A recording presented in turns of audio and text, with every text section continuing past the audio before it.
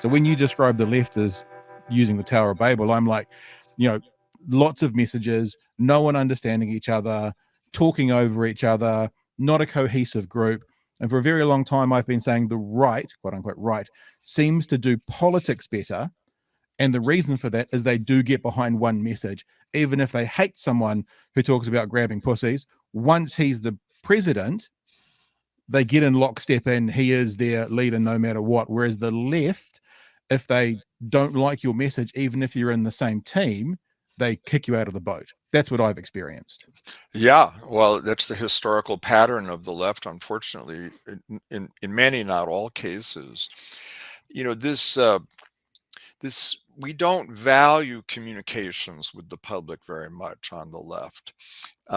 We used to, when I first got involved in progressive action in the late 1960s, mass persuasion and mass communications was the name of the game. And we paid a lot of attention to that. And we also had music and mass culture on our side in the progressive landscape in the late 60s and early 70s. And now the right pays much attention to this than we do. Why is been explained to me by the great linguist Dr. George Lakoff, who recently retired from UC Berkeley. And here's how he puts it. He says that people in the progressive world generally study the humanities, the law, and the sciences. And they are taught an intrinsic worldview that is, he calls the Enlightenment fallacy, that a great idea will magically persuade on its own because of its inherent brilliance. And people on the right go to business school by and large, where they study marketing and cognitive science, and they have to learn how to sell products and services in order to get ahead in their careers. We don't. Yeah. And so they learn that simple messages that everyone can understand easily, repeated all the time, is the way the brain changes and public opinion changes. So that's how they function. Here in the US, the right has a meeting basically every morning to say, what's our message today? And they pretty much all unify and say the same things. And as you said, we have the Tower of Babel. We don't value unifying communications. We really don't value communications in general. And when we do communicate, it tends to be way too complex. In a funny way, we don't like what the science, the cognitive science, proves is what works to change people's minds. Yeah. And what works is simple. We hate simplifying. And, in the humanities and the sciences, we're rewarded for complexity, not simplicity. And we hate repeating ourselves. And this is a problem with the news media too, because if it isn't news, they don't report it again, yet people don't learn when they only hear a thing once. So Yeah. we need to use the principles and science of modern communications if we want to prevail. Otherwise, the other guys will. Yeah, and I mean, like the perfect example, although it's not a New Zealand example, is build that wall or make America great again, again and again and again Or and stop again the and steal. again.